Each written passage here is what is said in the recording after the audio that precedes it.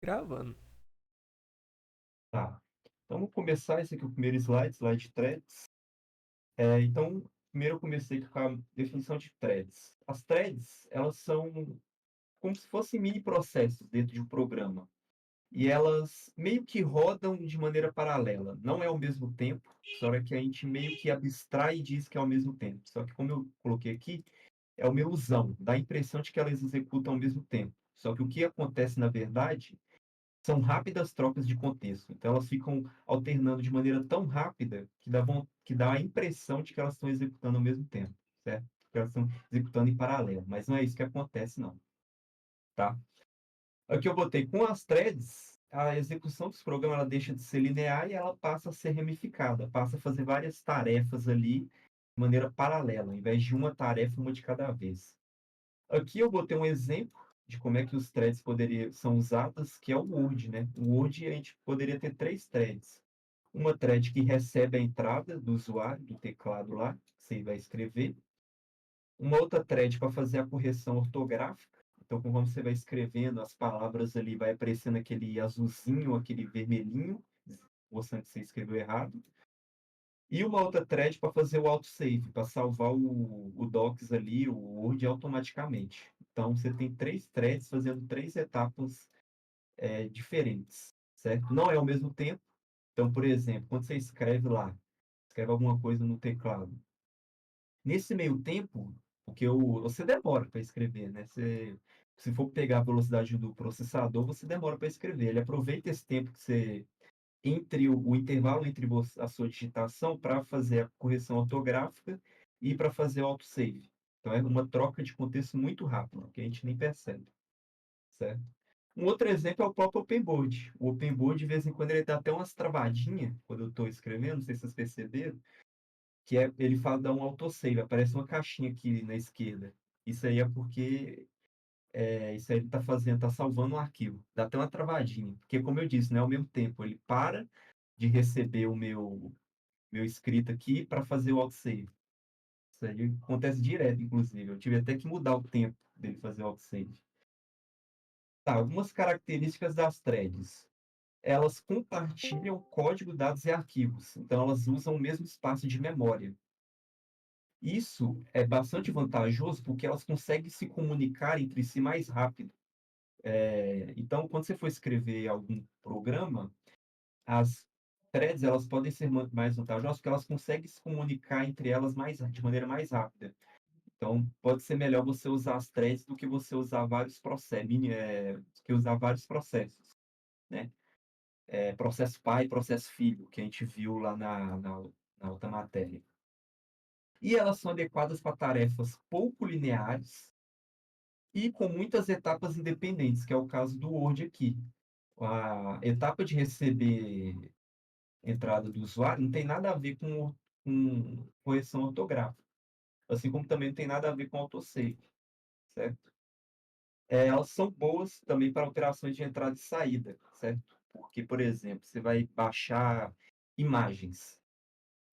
Ao invés de, vamos supor que você queira baixar 10 imagens da internet. O que você pode fazer? Ao invés de baixar uma imagem uma por uma, você pode baixar as 10 imagens de uma vez, certo? Baixar uma operação de entrada e saída. Então, também seria uma boa opção para a thread aí. Certo. Agora vamos entrar para os desafios da thread, que tem a ver com aquela questão de condição de corrida e tudo mais. Dentro das threads, a gente tem o que a gente chama de região crítica. Dentro desse assunto, a gente chama de região crítica, que são partes do seu código que vai acessar e modificar um recurso compartilhado. Aqui eu botei um exemplo, que é quando você quer incrementar num contador. Essas regiões críticas, você deve usar, você deve evitar usar threads para elas. Por que você deve evitar? Por causa de um fenômeno chamado condição de corrida, que eu botei ele aqui, ó. Então, a gente tem esse código aqui, ó. Contador é igual a contador mais um, você está incrementando no contador. E aí você botou várias threads para executar esse código, certo? O que pode acontecer? Pode acontecer o seguinte: aqui ele dividiu esse passo aqui de incrementar o contador em três instruções de processador. E aí lembra do negócio lá do assembly. Esse EAX é o acumulador, tá? Então, o que está acontecendo aqui, por exemplo, na thread 1? Ele vai mover o endereço de memória. Esse endereço de memória é o endereço de memória do contador, que eu botei uma legenda. Olha só, esse aqui é o endereço de memória do contador. Esse move, ele vai mover o que está lá no endereço de memória para o acumulador, certo? Depois disso, ele vai adicionar um no acumulador. E por último, ele moveria o acumulador para o endereço de memória. Então, essa instrução ela pode ser dividida nessas três instruções de processador, tá? E aqui está a mesma coisa, só que a única diferença, olha só, é que o acumulador é diferente. Então, aqui é EAX1 e aqui EAX2. Por quê? Porque por mais que as threads elas compartilham códigos, dados e arquivos, elas não compartilham registradores, tá? Isso é importantíssimo, porque no nosso caso aqui, a gente está falando do acumulador. O acumulador é um registrador. Então, por isso que cada uma dessas threads tem um acumulador próprio, um registrador próprio, beleza? Certo. Vamos botar essas duas threads para fazer essas operações aqui, de incrementar o contador. O que pode acontecer? Você tem lá a thread 1, ela movimentou o contador para o acumulador, depois disso ela adicionou um, e aí antes dela terminar a operação, que é o que estava faltando fazer, movimentar o acumulador para o endereço de memória novamente, ela foi interrompida. E ela foi interrompida, houve uma troca de contexto para a thread 2. Então, o que que a thread 2 ela vai fazer? Ela vai mover, ela vai começar a fazer o processo dela, vai mover o endereço de memória para o acumulador, vai adicionar um para o acumulador, e aí faltava mover o acumulador para o endereço de memória, só que ela também é interrompida. E aí, quando ela é interrompida, volta na thread 1, a thread 1 volta o que ela estava fazendo, que era mover o acumulador para o endereço de memória, e aí depois ele termina, vai para a thread 2 e a thread 2 move o acumulador para o endereço de memória. E aí, como você pode ver, o nosso contador ele terminou sendo 6. Só que isso é uma inconsistência, porque você botou duas threads para fazer, para incrementar, e aí você esperaria o quê? Bom, que o contador fosse 7, porque ele era 5, você botou duas threads, você esperava que o contador fosse 7. Só que o contador não é 7, é 6, por causa justamente dessa interrupção que ocorre entre as threads. Tá vendo? Então, essa inconsistência dos dados, que acontece por causa dessas interrupções, ela é chamada de condição de corrida, beleza? Então, por isso que a gente não deve usar, deve evitar usar threads executarem ao mesmo tempo uma região crítica, uma região que acessa e modifica um dado, beleza? Beleza. Existem algumas estratégias para a gente começar a usar threads para essas regiões críticas. E eu vou explicar qual uma delas aqui. A gente tem a exclusão mútua e a gente tem a atomicidade. A exclusão mútua, ela permite que apenas uma thread de cada vez execute a região crítica. Então, o que que acontece? A gente vai ter aqui o incremento do contador, e aí, ao invés de você botar as duas para fazer esse incremento, você só bota uma de cada vez. Então, você meio que bloqueia uma delas. Vamos supor que você bloqueasse a thread 2 e deixa só a thread 1 fazer. E aí, depois que a thread 1 terminar, você pode botar a thread 2 para fazer. E aí, depois, bota a thread 1. Então, você fica alternando, mas você nunca vai fazer interrupção, porque você nunca vai ter as duas fazendo ao mesmo tempo, tá? E tem também o conceito, a técnica de atomicidade. O que que são a atomicidade? É o seguinte, no nosso caso aqui, em que a gente incrementa o contador, esse passo ele pode ser dividido em três passos. Se a gente fosse usar a técnica da atomicidade, o que que a gente poderia fazer? A gente poderia dividir, a gente poderia não dividir esse passo aqui, a gente poderia botar só um passo. E qual que seria a vantagem disso? Uma vez que vai ser só um passo, não vai ser três passos diferentes, não vai ter o problema dele interromper. Porque se interromper, você já vai ter terminado, porque vai ser só um passo. Então, a atomicidade é você não dividir operações em várias instruções. É você ter uma instrução só, beleza? Aqui, eu abri um parênteses para exclusão mútua, que são os mutexes. Mutexes significa Mutual Exclusion, e é basicamente uma ferramenta que é implementada pelo sistema operacional, que você pode usar, o programador. Ele basicamente permite né, acessam a thread e bloqueiam o acesso às outras, beleza? Então, é basicamente assim que funciona, né?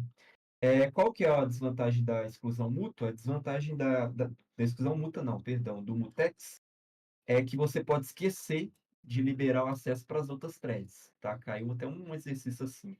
Qual que seria a desvantagem, né? Seria justamente isso, de você esquecer de desbloquear para as outras threads uma vez que essa aqui termina. E aí ficaria preso, que é uma situação que a gente chama de deadlock, né? Então é isso. Primeiro slide é bem introdutório, é mais um conhecimento que a gente vai usar para o próximo slide, que é o slide de concorrência, tá? Então, Esse negócio de concorrência. deadlock vai cair, será? Deadlock, pode É, cair, tipo, qual que é a desvantagem do mutex? E aí você explicaria o deadlock, mas não precisaria escrever deadlock, entendi. exatamente. Beleza. Então agora eu vou para o slide de concorrência, né? A concorrência é basicamente a forma como você vai fazer esse approach aí de evitar a condição de corrida e tudo mais. Existem três abordagens. A abordagem de bloqueio, a abordagem com variáveis condicionais e a abordagem com semáforo. A gente vai olhar cada uma delas aqui, mas essas duas aqui não tem muita coisa que a gente falar, não. O mais complexo aqui que a gente mais vai ver vai ser bloqueio aqui. Então, a gente tem o bloqueio. O bloqueio é uma técnica que está dentro da exclusão mútua, que permite que apenas uma thread cada vez e ela evita a condição de corrida. Certo? Existem dois critérios para a gente fazer para avaliar o bloqueio, né? Não só o bloqueio, mas também os outros, que é o que? A justiça e a avaliação de sobrecarga. A justiça é você olhar basicamente se as suas threads elas estão sendo tratadas de maneira igual. Porque o que pode acontecer? Pode acontecer de uma thread, ao ela ser bloqueada pelo mutex aqui, por exemplo, você tem lá uma thread, ela vai lá, ela adquire o acesso e as outras são bloqueadas, né? E aí, uma vez que ela desbloqueia, as que estão bloqueadas, pode acontecer de ela ficar bloqueada por muito tempo. Isso dela ficar bloqueada por muito tempo e não rodar, a gente chama de inanição, que é quando uma thread ou processo fica muito tempo sem executar, por causa desse bloqueio aí, certo? E o segundo critério é a avaliação sobrecarga, que é basicamente o quão bem você está usando os recursos do processador. A gente vai ver esses dois mais para frente, como é que a gente vai olhar eles na prática. Certo? Então, vamos olhar primeiro o bloqueio simples. Bloqueio simples basicamente funciona da seguinte forma: você tem aqui um init que vai inicializar o bloqueio, e você tem aqui um lock e um unlock. O lock, ele vai fazer com que a thread ela obtenha um acesso e as outras threads elas vão ser bloqueadas. Como? Você vai ter aqui um flag, que vai ser uma variável que vai armazenar um valor de 0 ou 1, e aí quando o flag for 0, quer dizer que está desbloqueado. Quando for 1, quer dizer que está bloqueado. A primeira thread que for entrar, ela vai obter o acesso. E aí o mutex vai estar 0, certo? Quando ela fazer isso, ela vai conseguir entrar no código lá. Então ela não vai ficar presa nesse while aqui. Porque, olha só, o while mutex flag igual a 1, olha só, mutex o flag vai ser igual a 1. Ou seja, você vai estar bloqueando aqui, né? E aí as outras threads, quando elas passarem, como o mutex já vai ser igual a 1, elas não vão conseguir passar no código, elas vão ficar presas nesse while aqui, certo? Então elas vão ficar nesse while aqui até a thread que obteve acesso desbloquear. E aí o flag vai passar a ser 0, beleza? Então, é assim que funciona o bloqueio simples. Ele tem a vantagem de ser simples, né? O próprio nome já diz. E ele é eficaz numa única CPU. Só que ele tem a desvantagem de você confiar nos programas, que é aquele negócio lá de você ter que confiar que o programador vai se lembrar de ter que desbloquear os negócios, não desbloquear vai ficar naquele deadlock, né? E tem a eficácia de multiprocessador ser ruim. Eu não lembro exatamente, não botou no slide, mas ele tinha explicado. Eu não lembro exato. Aqui, eu botei uma outra desvantagem, que é o seguinte: pode acontecer várias interrupções entre as threads. O que é o seguinte: você tem lá a thread 1, e essa thread 1 eu botei ela de verde. Por quê? Porque ela vai ser a thread que vai obter o acesso, enquanto as outras vão ser bloqueadas, beleza? E aqui eu botei a região crítica. Como aqui tem uma região crítica, perceba que a thread 1 ela continua e a thread 2, 3 e 4 elas são bloqueadas, beleza? Só que o que que acontece? Enquanto a thread 1 ela está executando aqui, ela está fazendo a região crítica dela, pode acontecer dela receber uma interrupção. Quando ela fazer a interrupção para a thread 2, o que que a thread 2 vai fazer? Ela vai ficar presa no while, lembra? Que ela está bloqueada. E aí pode ser que enquanto ela está fazendo o while, ela vai também receber uma interrupção, vai para a thread 3. E a thread 3 também pode receber uma interrupção e pode ir para a thread 4. Então pode acontecer o que é a condição de corrida dentro do bloqueio simples, certo? Então aqui a gente tem várias interrupções durante a região crítica, percebe? E aí que vem o segundo bloqueio, que é o bloqueio com a instrução teste 7, certo? Que é a mesma coisa que o bloqueio simples, porém você tem a atomicidade. Então o que que acontece agora? Você vai ter a thread 1, ela vai continuar, vai executar, porque ela tem o acesso, chegou aqui na região crítica, mesma coisa, né? Só que a diferença é que ele vai chegar aqui na thread 2, e a thread 2 vai entrar no while, não vai executar o código, vai ficar naquele while, e no meio daquele while ele não vai ter a chance de receber interrupção para thread 3, 4, 5 e em diante. Porque dentro desse while a gente vai ter um código atômico, que não vai conseguir ser dividido em várias etapas, certo? Então não vai ter essa condição de corrida dentro desse while aqui, dentro dessas interrupções, beleza? Só que ela ainda tem um problema, que é o quê? Que não garante equidade, ou seja, as threads elas não são tratadas de maneira igual. Então pode ser que, por exemplo, assim que essa 1 aqui liberar, aí essa 2 vai lá e começa a executar. E essa 3 continua bloqueada. Aí a 2 libera. Pode ser que quando a 2 liberar, aí essa 1 começa a fazer. E essa 3 continua bloqueada. E aí pode ser que essa 3 fique bloqueada por muito tempo e aí é o que a gente chama de inanição. Beleza? Então, ela não evita inanição, certo? O bloqueio com instrução em teste 7. Ela evita muitas interrupções nessas regiões críticas, mas não garante equidade, não evita inanição, certo? Aqui eu botei a questão do desempenho, que é aquele segundo critério lá, né? E aqui tá assim, né? Se o thread que mantém o bloqueio for interrompido, outras threads expedição ciclos de CPU. Isso daqui é porque é o seguinte: o que que pode acontecer? Você tem a thread 1 lá executando. Não, essa aqui eu acho que eu vou falar mais para frente, na verdade. Vou falar para frente, não vou adiantar agora não. Agora a gente fala de duas abordagens, que são abordagens para garantir isso daqui, ó. Garantir equidade e evitar a inanição. Não, na verdade, a abordagem de sessão é o que que eu ia falar agora, gente. A abordagem de sessão ela funciona da seguinte forma: o que que acontece? A thread 1, ela começa a executar, como eu falei. Chega na região crítica, o que que pode acontecer? Interrupção. Voltou para a thread 2 está no loop. Viu que está bloqueado, é interrompida de novo, volta para a thread 1. Thread 1 continua fazendo a região crítica. O que que pode acontecer? Pode acontecer de voltar para a thread 1 de 2 de novo. Só que não faz sentido você ficar voltando mais de uma vez, porque já viu que da primeira vez estava bloqueado. Então não faz sentido ter que ficar voltando várias vezes. O que que a abordagem de sessão vai fazer? A abordagem de sessão vai fazer o seguinte: uma vez que a thread percebe que ela está bloqueada, ela vai dormir e não vai ficar mais interrompendo, voltando para ela de novo, certo? E aí ela evita muitas trocas de contexto. Então não vai ficar, tipo, o thread 1 tá lá fazendo a região crítica, aí volta para 2, aí depois volta para 1, aí continua, aí depois volta para 2, continua fazendo aqui o A de novo, aí depois volta para 1, e aí o 1 continua. Não vai ter mais isso, beleza? Vai ter instante de troca de contexto. E uma outra abordagem aqui, que vai ajudar com a questão da equidade na lição, vai ser as filas. Então vai ser o seguinte: a 1 vai executar a região crítica.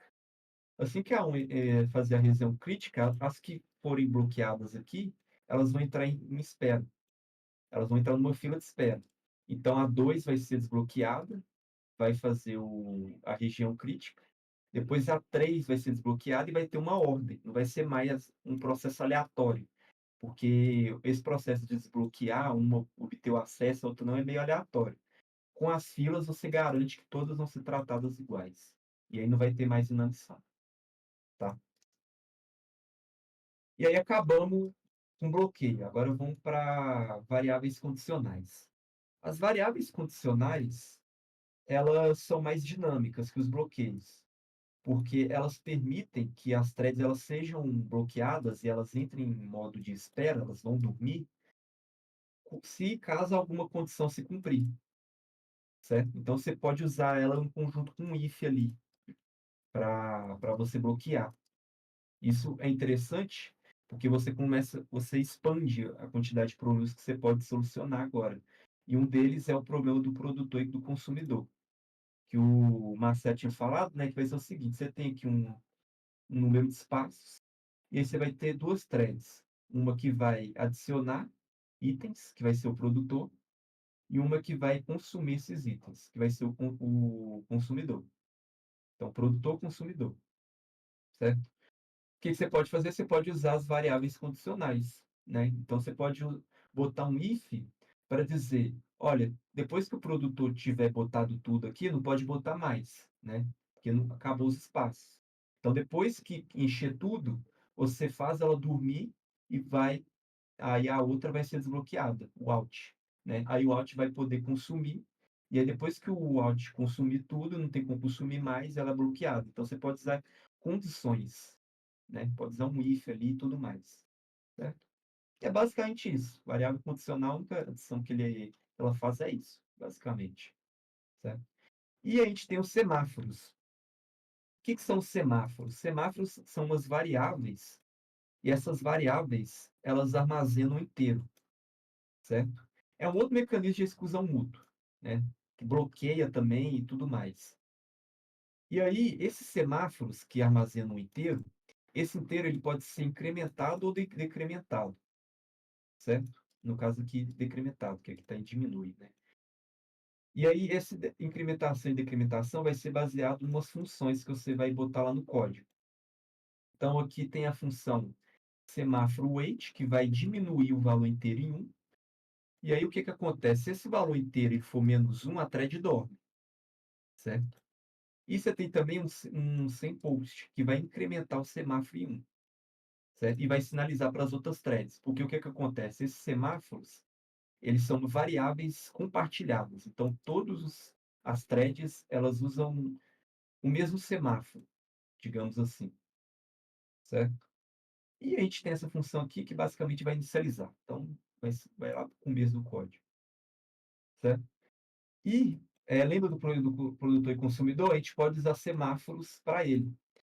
E como é que a gente pode usar semáforos para ele? A gente pode criar 2 semáforos, um que vai ser para as posições preenchidas e outro para as posições livres. E aí, o que que acontece? Para as posições preenchidas, assim que eles chegar num valor, você vai que vai ser no caso elas estiverem, cheias, a variável a thread vai dormir. E mesma coisa para as posições livres, você cria um semáforo para ele, caso ele tiver esgotado, a thread vai dormir também, tá. Mas o semáforo também pode ser usado para outro problema, que é o jantar dos filósofos, certo. Então a gente pode usar um vetor de semáforos para escolher. E aí sempre quando um filósofo comer, a função sem weight, que é a que vai diminuir o valor, vai ser executada. E aí, assim que ela diminuir, as outras não vão conseguir fazer, porque o semáforo vai estar -1, as outras threads vão dormir, beleza? Para evitar inadição, a gente pode usar filas, que nem a gente tinha visto aqui. Nossa, eu nem expliquei o problema dos filósofos, né. Deixa eu explicar o problema dos filósofos, né. A gente Eu vai tava ter 5 pensando bem filósofos. nisso, cara. Eu falei, que filósofo, cara. Tá, o jantar dos filósofos é o seguinte: a gente vai ter lá uma mesa com os filósofos, com 5 filósofos, e aí desses 5 filósofos, eles vão ter 5 tigelas de arroz com arroz infinito, beleza? A gente vai ter também na mesa 5 colheres, tá? Os filósofos, eles podem fazer 2 coisas, eles podem comer e eles podem pensar. Para eles comer, eles precisam de 2 colheres. Sim, eu sei que isso é estranho, mas eles precisam de 2 colheres para comer.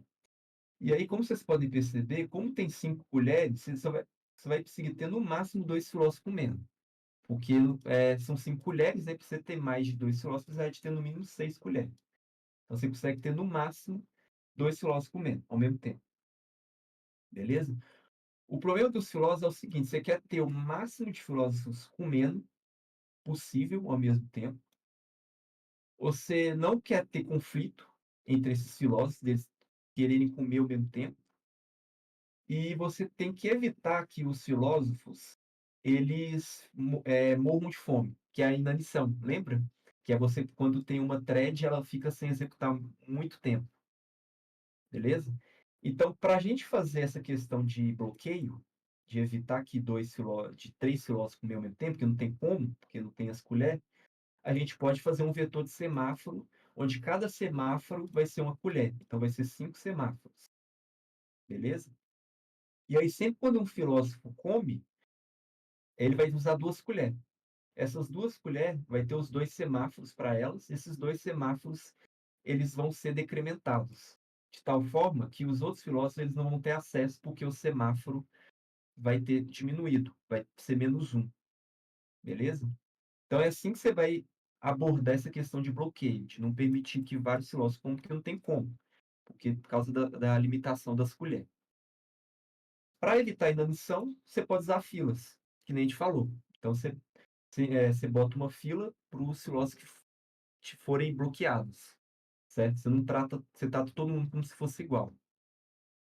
E para evitar o deadlock, que é a situação de, por exemplo, esse filósofo 1 aqui e esse filósofo 2 ficam com fome ao mesmo tempo, eles vão comer ao mesmo tempo, e aí o filósofo 1 e o filósofo 2, eles tentam pegar essa colher aqui ao mesmo tempo, é essa situação de deadlock, né? O que que você pode fazer? Você pode ter essas 3 abordagens aqui, que é você permitir que no máximo 4 filósofos fiquem sentados na mesa ao mesmo tempo. Então, por exemplo, você poderia botar esse filósofo 1 aqui, o 4, o 3 e o 2. E aí não vai acontecer de eles tentarem, tipo, se eles ficarem com fome ao mesmo tempo, acho que não vai acontecer o deadlock. Por exemplo, esse aqui vai. Não, acho que ainda pode acontecer. Eu não entendi esse primeiro, não. A única solução que eu entendi foi essa aqui, fala a verdade. Que é o simétrica. Você vai botar os filósofos ímpar para pegar a primeira colher da esquerda e depois da direita, e os par para pegar a direita e depois a esquerda. Que aí não vai acontecer, se eles ficarem com fome ao mesmo tempo, não vai acontecer deles tentarem pegar a colher ao mesmo tempo. Vai acontecer deles tentarem diminuir o semáforo ao mesmo tempo. Beleza? Tô achando que Então esse foi isso aí. raciocínio aí tá muito avançado pra minha capacidade de raciocínio. Eu também entendi É, mais nada. esse negócio de casa. Filósofo. É isso. Eu acho que não vai cair, não. Sendo bem sincero. E por último, sistemas de arquivos. Sistemas de arquivos bem fácil. Não tem nada a ver com essa questão de thread, né? Então aqui já é outro assunto. Então, a definição de arquivo. Um arquivo é basicamente uma coleção nomeada de informações relacionadas, e as informações elas geralmente são armazenadas na memória secundária, tá? Principais operações que você pode fazer com o arquivo: criar, ler, escrever, reposicionar, excluir, trucar. Criar, você está pegando essas informações, botando ela na memória. Ler, você está acessando. Escrever, você está gravando. Reposicionar, você está mudando onde é que ele está, lá na memória secundária. Excluir, você está removendo ele, as informações, e aí você está liberando o espaço da memória secundária. E truncar eu não lembro. Truncar eu vou ter que olhar depois. Aqui a gente tem as informações dos arquivos: nome, identificador, tipo, localização, tamanho. São os metadados. E esses metadados, eles ficam armazenados no tal do inode, que é uma estrutura de informações, uma estrutura de dados que ela contém informações sobre os arquivos e diretórios, tá? Aqui eu botei um exemplo que é o seguinte: eu usei o comando aqui ls, deixa eu fazer ele aqui também. Deixa eu entrar na pasta home. Isso aqui é tipo um terminal de Linux, tá, gente? Meio que um simula isso.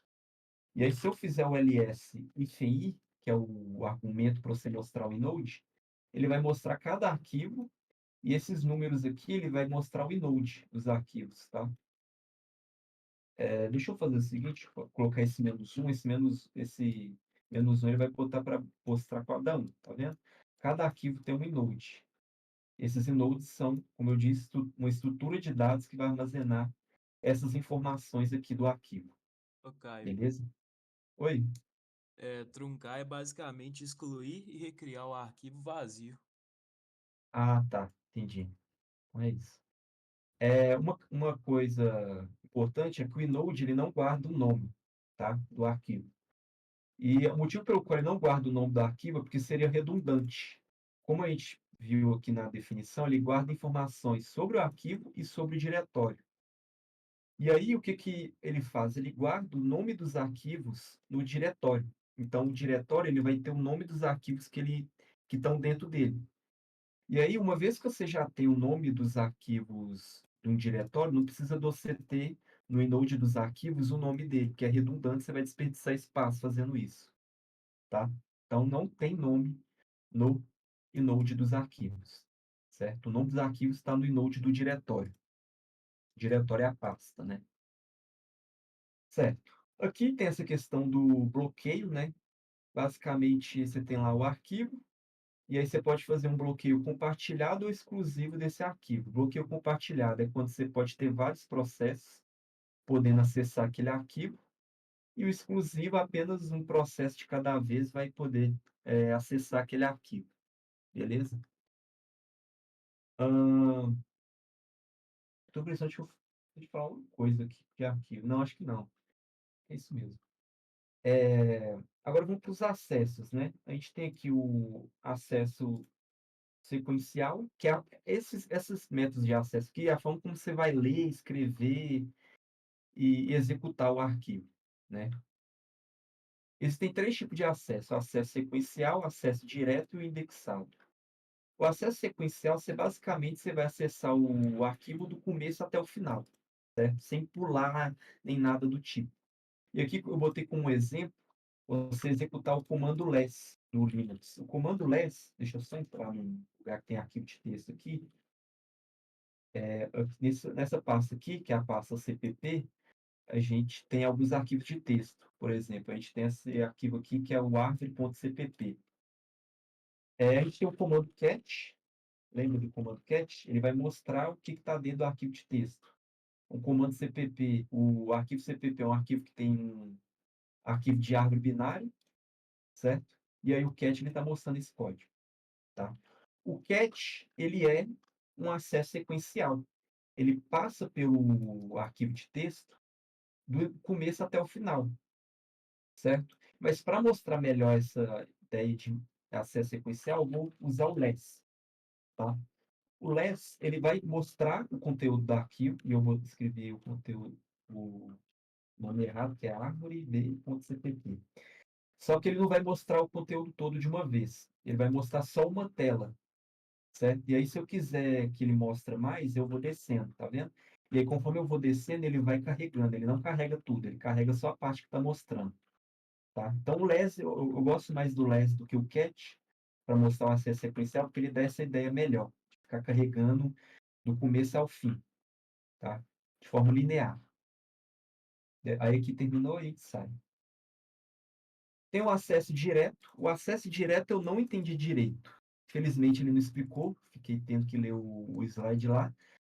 Mas parece que quando você vai ler e quando você vai acessar, você faz isso meio que de maneira aleatória, certo? Então não é de maneira linear. Meio que você vai fazendo isso de maneira aleatória. Você tem uns blocos lá aleatórios e aí você vai pulando assim umas partes e vai acessando de maneira aleatória. E por último tem o indexado. O indexado é o seguinte: você vai ter um índice atrelado ao arquivo. Aí esse índice ele vai conter uns registros. E aí quando você quiser acessar uma parte do seu arquivo, é só você passar esse registro para o índice. E aí vai te retornar a parte. lá que tem o que está dentro do registro. Isso aqui é muito usado para banco de dados, tá? Quando você vai acessar um banco de dados, você quer acessar só uma parte, então você faz um anexo, um acesso indexado, certo? Então acabou essa parte de acesso. Agora vamos para a parte de estrutura de arquivos Linux, né? O que que acontece? O Linux, ele tem uma estrutura de arquivos bem diferente do Windows, né? O Windows, geralmente, ele tem aqui um volume, que é o disco local C, onde ele guarda os arquivos lá do sistema e alguns arquivos de programa, né? E você tem também as outras partições que você guarda seus arquivos pessoal, né? O Linux funciona de maneira um pouco diferente. O Linux, ele funciona da seguinte forma: a gente tem essa pasta barra aqui, essa pasta barra ela é chamada de pasta root. E essa pasta barra, ela vai ter tanto os arquivos, ela vai ter tanto a pasta home, essa pasta home vai ter os seus arquivos pessoais, só que ele vai ter aqui também os arquivos do sistema. Então, dentro desses arquivos sistema, a gente tem vários tipos de diretórios. A gente tem, por exemplo, o diretório bin, a gente tem o lib, a gente tem o etc, a gente tem o temp, enfim, vários. Eu vou explicar cada um de uma vez, mas antes, vou mostrar aqui para vocês a pasta home. A pasta home é basicamente a pasta que tem seus arquivos pessoais, tá? Aqui tem o Caio, que é usuário, né? Porque dentro da pasta home pode ter vários usuários, né? No caso aqui só tem um, que é eu. Então eu entro aqui na pasta Caio e aí tem meus arquivos pessoais, tá? Mas aqui na pasta barra, além do diretório home, a gente tem os outros diretórios, que é o diretório do sistema, tá? Então vamos cada um de uma vez. Primeiro o bin. O bin, ele basicamente ele vai mostrar binários. Então, se eu fizer um ls aqui, a gente tem esse monte de arquivo, e esse monte de arquivo, eles são binários, são basicamente códigos que você executa no seu terminal. Exemplo, olha só, o less. Então, quando eu executo o less aqui no meu terminal, o que que ele está executando? Ele está executando esse arquivo binário da pasta bin. Interessante isso, né? Porque, olha só, eu posso executar o less lá do meu home, só digitando less. Aqui não deu nada, porque eu não botei o nome do arquivo. E eu posso executar o less lá do bin. Então, eu posso fazer assim, ó, barra bin less. E aí, olha só, ele executou o less. Só que aqui é eu executando ele lá do bin, executando ele lá do caminho dele. Aqui é como se fosse um atalho, quando eu já boto o less de uma vez, tá? Então, a pasta bin, basicamente, ela armazena os binários lá do Linux, certo? Os comandos do terminal. Além da pasta bin, a gente tem a pasta lib, que vai armazenar bibliotecas dos seus binários. Os seus binários eles precisam de bibliotecas para executar, mas não só bibliotecas dos seus binários, mas biblioteca de arquivos, de programas no geral. Então, aqui tem as bibliotecas do Python, por exemplo. Deixa eu entrar aqui nessa pasta, Python 3.10. E aqui a gente tem as bibliotecas do Python, tá? A gente não chegou a olhar nenhuma não, né? Mas um exemplo é a biblioteca, deixa eu ver se eu reconheço alguma aqui. OS. Biblioteca OS é a biblioteca de você mexer com os arquivos do sistema, né?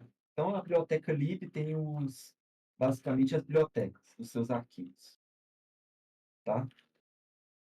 Qual outra pasta aqui? A pasta boot tem basicamente os arquivos por você bootar o Linux. Tem a pasta etc, que tem alguns arquivos adicionais que os programas vão usar. A pasta temp, que vai armazenar arquivos temporários. E a pasta user, basicamente, tem também um bin e um lib, só que esse bin e esse lib vai ter o quê? Binários e bibliotecas do usuário, e não do sistema, tá? Só isso. Faltou alguma pasta? Ah, quais que eu botei aqui? Não, acho que é isso. Tem algumas a mais, mas essas são as principais que vão cair. Não vai cair alguma além dessas, não, tá? Agora eu vou para a parte de compartilhamento de arquivos, né? Que é o seguinte, um arquivo, ele pode ter permissões para o dono, para o grupo ou para o público, né? Dono é o dono do arquivo, grupo é um outro conjunto, você tem um público também. E aí existem três tipos de permissão: permissão para ler, escrever e executar. Ler é você ver o que tem lá dentro, escrever é você colocar alguma coisa lá dentro, e executar é você, o próprio nome já diz, executar. Isso aqui é mais para binário, né? Arquivos binários, que são executados. Então, o LES, o LS, que nem eu mostrei para vocês, que a gente executa, você precisa de permissão para executar, para você rodar eles, tá? Aqui tem uma representação, olha só, vou fazer isso daqui também. Vou entrar lá na minha pasta home, para onde cai. E aí, se você fizer ls/ll, ele mostra aqui as permissões do arquivo. Esse D aqui quer dizer que é diretório, tá? Mas, basicamente, o dono ele tem a permissão de ler, escrever, executar. O grupo tem permissão de ler, mas não escrever, mas sim executar. E, por último, o público tem a permissão de ler, mas não escrever, mas sim executar. Então, R é read, W write e X execute. Então, ler, escrever e executar, tá? Então, é isso que indica essa representação aqui. Esse D quer dizer que é diretório. Deixa eu mostrar aqui para que são diretórios. Olha só. Isso aqui não é um diretório, então ele não tem um D aqui no começo, tá? Então, é isso. Dentro do Linux, a gente tem esse comando aqui, que é o comando chmod, que é para você mudar as permissões. Então, por exemplo, vamos mudar a permissão desse arquivo aqui, ó, a.out. Como a gente pode ver, o grupo ele não tem a permissão de ler. Não, pera, tem a permissão de ler, não tem a permissão de escrever. Não tem o Wzinho aqui. Vamos mudar isso? Vamos botar a permissão? Para fazer isso, a gente vai usar essa sintaxe aqui, ó. A gente vai usar esses números. Caso a gente quiser, por exemplo, dar permissão para os três, ler, escrever e executar, a gente soma Essa os três. parte é Então, muito legal. 4 mais 3 mais 1. Então, seria 8, né? Então, vou fazer isso. Eu vou fazer aqui chmod. O dono, eu quero que tenha as três permissões. Continua tendo as três permissões, então eu vou botar 8. O grupo, eu quero que dê as três permissões, porque ele não tem a permissão de escrever. Também vou digitar 8. E o público, eu vou continuar com essas permissões aqui. Ler e executar. Vai ser 4 mais 1, 5. Então, para o A, out. E aqui deu errado. Aqui deu errado. Acho que se bobear não são 4, 3 e 1. Acho que eu... Deixa eu ver. É 4, 2 e Na 1. real... É Ah, 4, 2 4, e 1. 2... Ah, tá. Então, viajei. 4, 2 e 1. Então, foi por isso. Se é 4, 2 e 1, então vai ser 7, 7 e 5. 7, 7, 5. É isso mesmo. E aí, se eu dar o ls aqui, olha só, agora o grupo tem a permissão de escrever no a.out. Beleza? Então, interessante isso, né? O comando chmod. Beleza? Então aqui eu já atualizei, né? 4, 2 e 1. Agora vamos para os métodos de alocação, certo? Esses métodos de alocação basicamente é a forma como os seus arquivos vão ser guardados dentro da memória secundária. Então você tem o contíguo, basicamente você vai pegar os pedaços do arquivo, vai armazenar eles juntos. Então aqui você tem um arquivo count. Ele está todo armazenado nesse bloco 1 e no bloco 1 e no bloco 0. O F está armazenado na parte 6 e 3. O TR, 14, 15 e 16. Certo? E assim vai. Então, esse tem esse primeiro método de alocação aí. Qual que é o problema desse método de alocação? Fragmentação externa. Então, por exemplo, vamos supor que você bote um arquivo aqui e esse arquivo ele ocupa esses três blocos, esses quatro blocos aqui, 8, 9, 10 e 11. Certo? E aí depois você exclui ele. Beleza. Aí vai ficar Não, na verdade, não vou excluir, não. Bota ele aqui, 4 aqui, e aí você quer criar outro arquivo que tenha 5 de espaço. que acontece? Você até tem 5 de blocos aqui, só que esses 5 blocos eles não estão contínuos, então você não vai conseguir armazenar eles. Então essa é a desvantagem do método de alocação contígua, que como você não vai ter os blocos contíguos, você vai até ter a quantidade de blocos, mas você não vai conseguir armazenar, beleza? O outro método de alocação que vai ser melhor é o método de alocação encadeada, que ele funciona o seguinte: ao invés de você armazenar as partes do arquivo de maneira contígua, você vai armazenar eles meio que espalhado pela memória secundária. Então, esse arquivo zip aqui, o começo dele está no 9, e aí as outras partes estão em outros blocos. Então, uma parte está no 9, outra parte está no 16, outra parte está no 1, outro no 10 e outro no 25, certo? Um detalhe é que aqui tem que ter onde é que ele começa e onde é que ele termina, né? Porque senão, por exemplo, eu chegar aqui no 25, e aqui no 25 ele tem outro ponteiro, aí ele continua infinitamente, né? Então tem essa questão. Uma outra desvantagem uma desvantagem do método de alocação encadeada é que você precisa, além de armazenar as partes dos arquivos, você tem que ficar armazenando os ponteiros. Então, o 9 que vai armazenar uma parte do arquivo, vai armazenar o ponteiro para o 16. O 16 vai armazenar uma parte do arquivo, um ponteiro para 1, e assim diante. Tá? E por último, o método de alocação indexado, onde você vai ter o arquivo lá, você vai ter onde é que está uma espécie de índice dele, e esse índice ele vai ter os ponteiros para as partes dos arquivos. Olha só, então o arquivo zip aqui, uma parte dele está no 9, uma parte está no 16, uma parte está no 1, no 10, no 25, e aí percebe? Ele não é tipo linear que nem aqui, né? Você tinha que, tipo, se você quisesse acessar essa parte aqui, você tinha que passar por essas outras partes aqui, ó. Tinha que passar pelo 16, por 1, pelo 10 e até chegar no 25. Esse aqui não, se você quiser chegar lá no finalzinho do arquivo, você já consegue acessar direto aqui, porque o. Não, na verdade, sim, menos 1 indica outra coisa. Se você quiser acessar esse 25, você consegue acessar direto aqui do 19, tá? Ele já tem esse acesso direto aqui, beleza? Então você tem um índice, esse índice ele tem um vetor, esse vetor ele tem onde é que estão as partes dos arquivos, beleza? Agora, a gente vai ver gerenciamento de espaço livre, certo? Como é que o sistema operacional ele gerencia, ele sabe quais blocos que estão livres na memória secundária. Tem 3 métodos que a gente viu aqui. Primeiro é o vetor de bits. Ele é bem simples, ele é basicamente um vetor com um monte de 0 e 1. Os elementos aqui que são 0 são os blocos que não estão livres, e os blocos que estão são os blocos livres. Então, ele é bem simples mesmo, né? Bem simplesinho. A gente também tem a lista encadeada, que a lista encadeada, ao invés de ter esse vetor enorme aqui, né, para cada bloco da memória secundária, você vai ter um bloco inicial, que é o primeiro bloco livre, e esse bloco livre ele vai ter um ponteiro para o próximo bloco livre. O próximo bloco livre vai ter um ponteiro para o próximo bloco livre, e assim diante, certo? Até chegar no último bloco livre, no caso que é o 27. Beleza?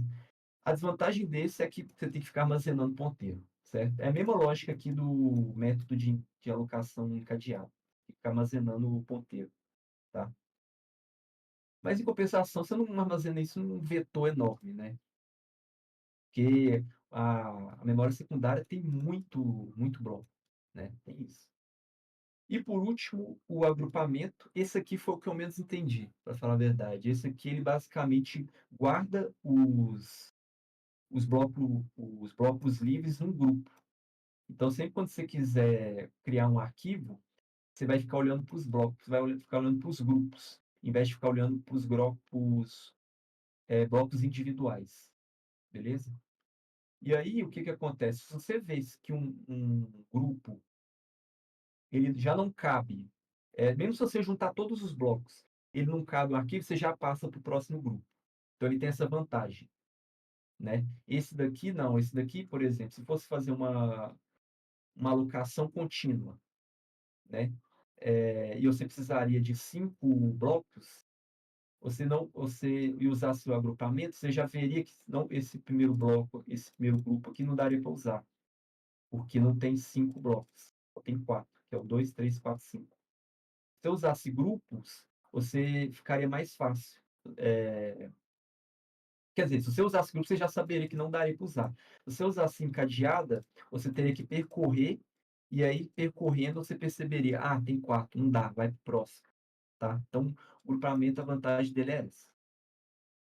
E por último, essa questão de partição versus volume, que basicamente, né, o volume é a parte que tem um sistema de arquivos. Então, a gente tem aqui esses 3 volumes, tem esses métodos aqui de alocação, NTFS. E partição, eu entendi que seria essas partes aqui, seria mais geral. Entendi que é isso. Não sei se é isso. Ah, e faltou uma parte que eu esqueci de mostrar, que é aquele negócio do hard link e do soft link, gente. Faltou mostrar isso. Mas basicamente, deixa eu escrever isso aqui agora. Era isso que estava faltando. Isso nem estava no slide, inclusive. Hard link, ele basicamente é como se fosse uma cópia do arquivo.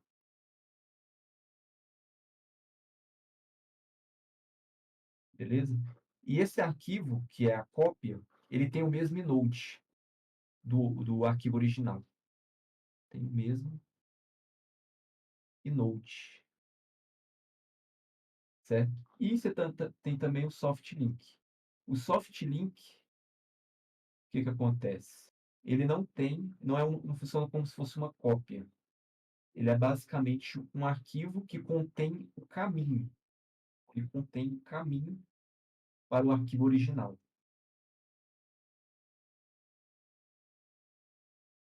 Espera, para o arquivo original. E aí o que que acontece? Como isso aqui ele funciona como se fosse uma cópia, se você excluir o arquivo original ou mudar ele de lugar, você vai continuar podendo executar o hard link. Beleza? O soft link não. Como ele é o caminho para o arquivo original, se você excluir o arquivo original ou mudar ele de lugar, você não vai conseguir usar o soft link. Tá? Então, caso você for mover, você vai ter que atualizar o soft link. E caso você remover, não tem jeito, né? Não tem como você botar um caminho para algo que não existe. E eu até tinha visto na internet como é que faz isso no Linux, esse negócio de hard link e soft link. Deixa eu ver se eu. Oi?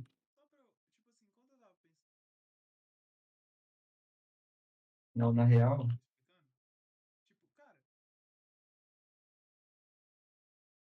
Tem um arquivo lá no seu. No Windows mesmo que eu tô falando. Você tem um arquivo, aí você criar um atalho para a área de trabalho, por exemplo, você está criando soft link. Porque se você excluir o arquivo e for clicar no arquivo da área de trabalho, ele vai dar erro. Agora, se você aperta Isso, Ctrl C e Ctrl V e cola o arquivo na sua área de trabalho, aí é um hard link. Você está duplicando a memória. No caso, você está duplicando o arquivo. É exato. basicamente isso, né? É, o atalho é como se fosse um soft, quando você Ctrl V seria um hard link. Deixa eu tentar fazer aqui no Linux, para a gente ver isso entrar lá na minha pasta home, e aí eu vou criar um hard link para esse árvore B aqui, ó.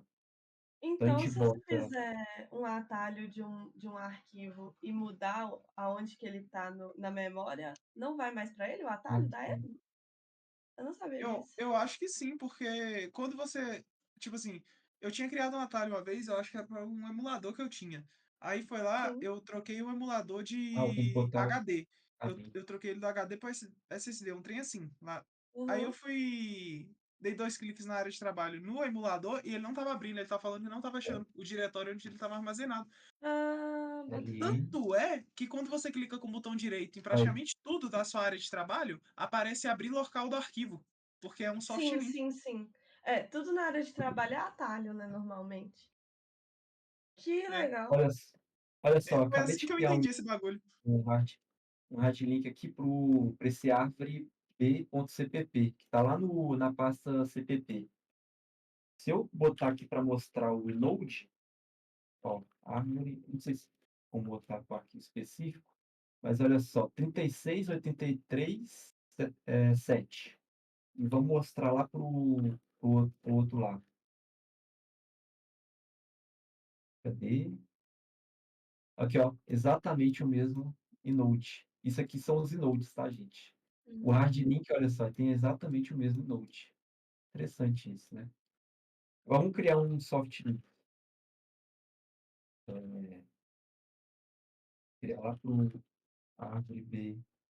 Mano, tomara que ele não cobre código de criar soft link, criar hard link. Não, isso aí não, isso aí não. Não Isso aí tem eu tô com condições, mano. curiosidade. Nem da aula da matéria ele deu, se ele cobrar. Ah, ele não devia estar nem cobrando essa matéria. Pois é. E outra, aqui, ó. esse hard link, soft link nem no slide tá, gente. Ele colocou na atividade de maluco. O partição e volume eu acho que também não tá, não. É, ele colocou de maluco. Uhum. Vai cair, não. Na verdade, Vai cair nada no de negócio não tem na nada de prova. inode, velho. Nada de inode também. Ó, vou ser sincera, Inode, acho que o que mais vai cair nessa prova é a questão de bloqueio, thread e tal. concorrência. Ah, Eu também, Mas pô, vai na última cair. prova, Ele eu achei também. acabou de enviar uma mensagem no Classroom. Eita. Ok. Só que Falando que a só prova vai falando ser que ele 6h30. adiou pra 6h30 a prova. Ó, Beleza, hein? É, meia horinha que a mais. delícia. Depois da reunião dá pra dar uma Sim. estudada. Dá É que eu pra- tava preocupada por causa dessa reunião, velho. Ia quebrar minhas pernas. Pois é. Ou, vocês não Deixa sabem, eu velho. tentar mover A o Josi arquivo de botou a gente pra dar monitoria na segunda-feira, mano, dia Hobbs, 15. tá gravado, Hobbs. Uai, o que que tem? Ah, mas Falaram é alguma coisa paia errada? mesmo, tem que falar mesmo. Tá, é paia. Não, Tá eu estou falando gravando, alguma coisa Hobbs. diferente. Eu falei que a Josi colocou a gente pra dar monitoria dia 15, velho. Depois do feriado. Depois, tipo, dia 15, mano. Você tá falando o quê? Ô, Samuel, você tá em horário de Aqui, almoço, ó. por acaso? Eu não tô Não. entendendo.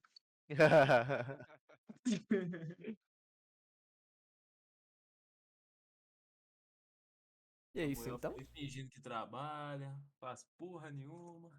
É, Eu tô Samuel falando isso familiar, como se eu não tadinho. Trabalho, porra. tivesse. Se eu não tivesse Pode no Meet acabar agora. a gravação, Marcos. Ele.